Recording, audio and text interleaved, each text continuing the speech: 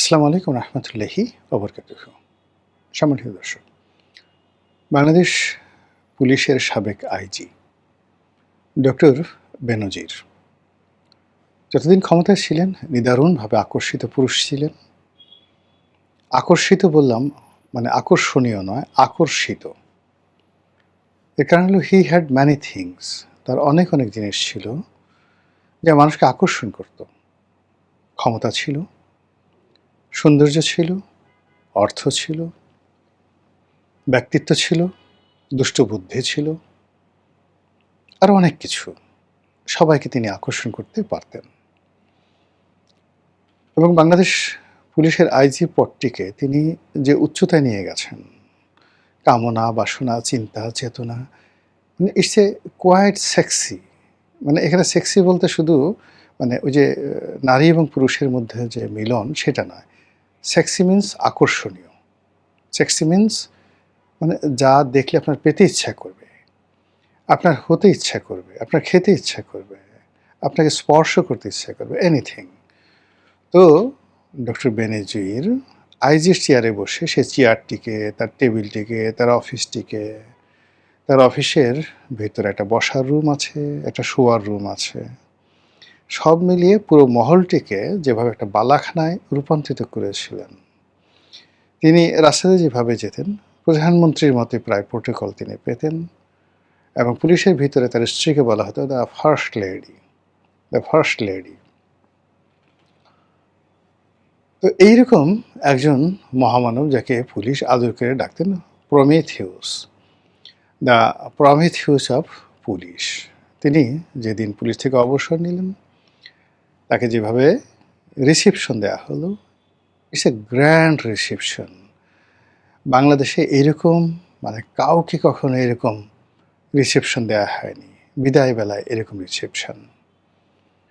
এবং তাকে এমনভাবে বিদায় জানানো হলো পুলিশ থেকে, মনে হলো যে তিনি এক সপ্তাহের মধ্যে স্বরাষ্ট্রমন্ত্রী হয়ে ফিরে আসছেন। এবং ওই সময়টিতে আমি একটা ভিডিও বানাচ্ছিলাম যে আমাদের স্বরাষ্ট্রমন্ত্রী যখন ছিলেন তখন আসাদুজ্জামান খান কামাল। তো কামাল সাহেব নরম সরম মানুষ, হয়তো স্বরাষ্ট্র উপদেষ্টা রূপে বেনজির সাহেবকে যদি শেখ হাসিনা নিয়োগ দেন তাহলে তার অবস্থান হবে কামাল সাহেবের ঊর্ধ্বে। এবং সেটা বোঝা যাচ্ছিল তিনি যখন অ্যাজ এ আইজি হিসেবে সেনাপ্রধান জেনারেল আজিজের সঙ্গে কক্সবাজারের ওই যে একজন সেনা কর্মকর্তা, সাবেক সেনা কর্মকর্তার হত্যাকাণ্ড ঘটল, সেই ওসি প্রদীপ, সেই ঘটনায় আইজিও গেলেন, সেনাবাহিনী প্রধানও গেলেন। কিন্তু দুজনের চালচলনে মনে হচ্ছিল যে বেনজির ইজ মোর দ্যান, যাকে বলা হয় আইজিপি নয়, মোর দ্যান স্বরাষ্ট্রমন্ত্রী। এবং বাংলাদেশের সেনাপ্রধান যে পদটি, এটি উপমন্ত্রীর পদমর্যাদা সম্পন্ন। মানে সচিবালয়ের ক্যাবিনেট সেক্রেটারি বলেন, যা বলেন, তাদের মানে সবার চেয়ে ঊর্ধ্বে। সম্ভবত ক্যাবিনেট সেক্রেটারির পর্যায়ের আর কি পদ হলো সেনাপ্রধান। তো সেক্ষেত্রে IG senior secretary, senior secretary কিন্তু আমাদের ক্যাবিনেট সচিব বা প্রধানমন্ত্রীর মুখ্য সচিব তাদের সাথে জুনিয়র থাকেন। তো এরকম একটা পদে থেকে যখন তিনি সেনা প্রধানকে ডমিনেট করেন, আর সেনাপ্রধানের লোক এমন একটা ব্যাপার যে সেনাবাহিনীতে ধরেন একজন মেজর, তার যে ডাটফাট, সেই ডাটফাট সে 4-5টা এসপি সে পকেটে নিয়ে ঘুরে। এখন সেই এসপির চাইতেও একজন মেজর নিজেকে বড় মনে করেন, আর এটা তারা দেখান, মানে ফুটফাট দেখান। তো সেখানে সেনাপ্রধান যেখানে প্রধানমন্ত্রীকে পাত্তা দিতে চান না, মন্ত্রী এমপিদেরকে তো তারা অনেকটা শিশু, আবাল মনে করেন। দেখেছি বিভিন্ন সময়টিতে, এখন হয় কিনা বলতে পারবো না।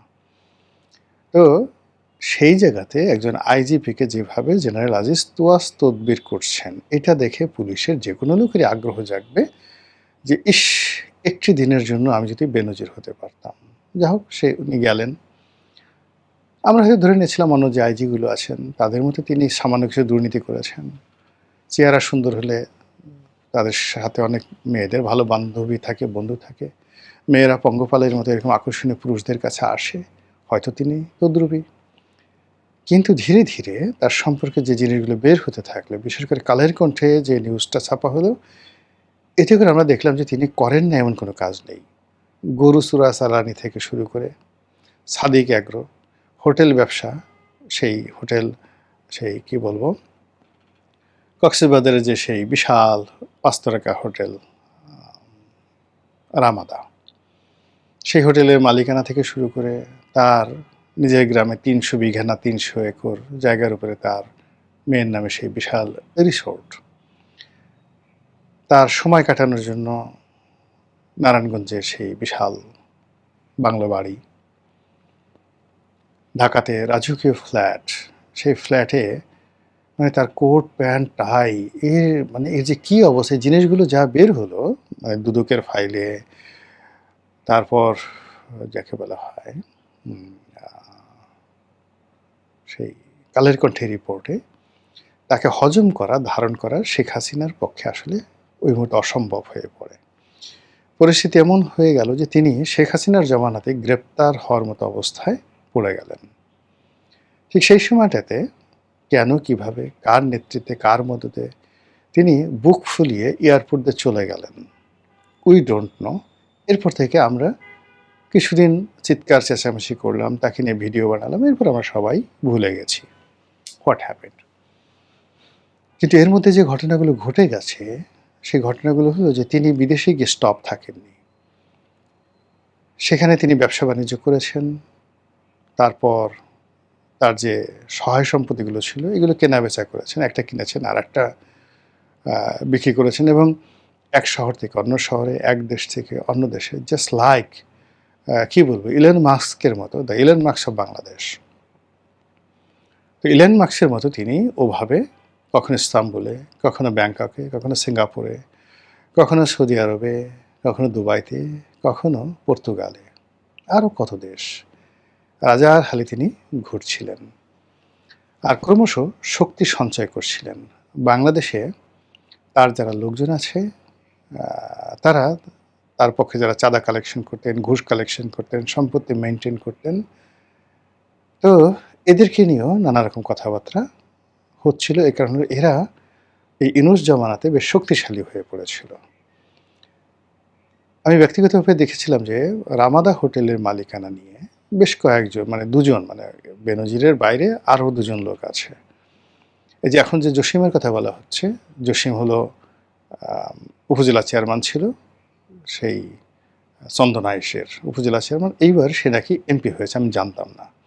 তো এর সাথে আবার আন্ডার রফিক, এই যে বসুন্ধরা গ্রুপের সাথে যা গণ্ডগোল হলো, আন্ডার রফিক, তো আন্ডার রফিক জসিম এরা সবাই বেনজিরের আপনজন, ক্যাশিয়ার বা বন্ধু, পার্টনার। ওই যে মানে দুবাইতে আর এক যুবক আছেন আরাফ, তাকেও বলা হয় সেই বেনজিরের পার্টনার। তো এই সে একটা বিরাট সাম্রাজ্য গড়ে তুলেছিল। সেই সাম্রাজ্যে কী না ছিল, সব কিছু ছিল, আপনি এই লোকগুলো দেখলেই বুঝতে পারবেন। তো সেখানে কক্সবাজারে সেই রামাদা হোটেলের মালিকানা নিয়ে বেশ তার অবর্তমানে আন্ডার রফিকের মধ্যে, জসিমের মধ্যে বেশ দ্বন্দ্ব সংঘাত শুরু হলো। বেনজির কোন পক্ষে ছিলেন জানি না, কিন্তু শেষ পর্যন্ত জসিম সেখানে জয়লাভ করলো। এ কারণ হলো কক্সবাজারে যারা, এই যে এখন সদরের এমপি কাজল আছেন, অন্যান্য যারা আছেন ওখানকার নেতৃবৃন্দ, তারা জসিমকে সাপোর্ট করলো। তো এর ফলে রামাদা হোটেল তার টিকে গেল, এবং জসিম যেহেতু স্মার্ট লোক, বেনজিরের মতো লোকের সে ক্যাশিয়ার ছিলেন বলে অভিযোগ করা হচ্ছে, এবং সেখান থেকে সে পুরো এমপি হয়ে গেছে এখন। তো সে তো যেন তেন জিনিস নয়, অত্যন্ত কঠিন মানুষ, অত্যন্ত ডিপ্লোম্যাটিক এবং মোর স্মার্টার দেন মিস্টার বেনজির। আর এখন যেহেতু সে সংসদ সদস্য হয়ে গেছে, সরাসরি তার সঙ্গে প্রধানমন্ত্রীর দেখা হয়, স্বরাষ্ট্রমন্ত্রীর দেখা হয়, আর স্বরাষ্ট্রমন্ত্রী কক্সবাজারের লোক, কক্সবাজারের সবচেয়ে লাক্সারি যে হোটেলটি, সেই হোটেলের মালিক জসিম, জসিমের সঙ্গে তার সম্পর্ক স্বাভাবিক থাকবে। তো সেই কারণে সবাই বলা বলি করছে যে মিস্টার জসিম, যাকে বলা হতো বেনজিরের ক্যাশিয়ার, তিনি বেনজিরকে ধরিয়ে দিয়েছেন দুবাই পুলিশের হাতে, তাকে ডেকে নিয়েছেন, দুবাইতে গেছেন, ঘনিষ্ঠ বন্ধু, সম্পর্ক ভালো, তো তাদের সাথে ব্যবসা বাণিজ্য তো বললাম যে এমনি এমনি আছে, তো এই কারণে তাকে ধরিয়ে দেওয়া হয়েছে। তো এখন সেই যে তাকে ধরিয়ে দেওয়া হলো, এর সঙ্গে জসিমের কী লাভ আছে, স্বরাষ্ট্রমন্ত্রী বাণিজ্য, মানে স্বরাষ্ট্রমন্ত্রী কী লাভ আছে, বিএনপি সরকারের কী লাভ আছে, কিংবা প্রধানমন্ত্রীর কী লাভ আছে, এটা উই ডোন্ট নো। কিন্তু বেনজির ওখানে গ্রেপ্তার হয়েছে, এটা বাংলাদেশের পুলিশে অনেকের পিলে চমকে গেছে। এটা কী করে সম্ভব? বিকজ তারা তো ডেইলি খোঁজখবর রাখছিল। এবং পুলিশের মধ্যে বললাম না যে পুলিশের মধ্যে তাকে উপাধি দেওয়া হয়েছিল দ্য প্রমিথিউস অফ পুলিশ। তো কাজেই পুলিশের মধ্যে তার হাজার হাজার অনুসারী আছে।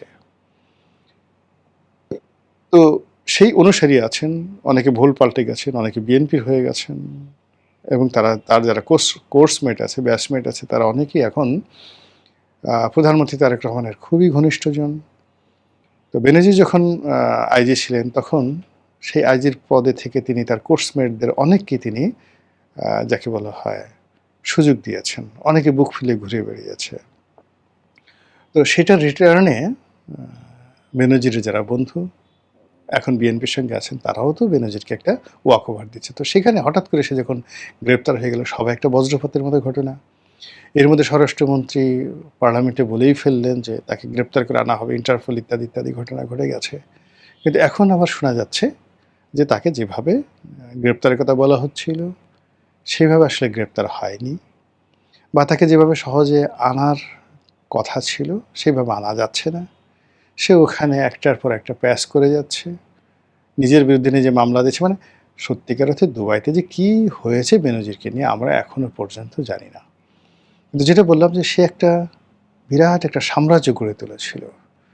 সেই সাম্রাজ্যে যত সব সুন্দরী ললনা তারা সেখানে হাজিরা দিতেন।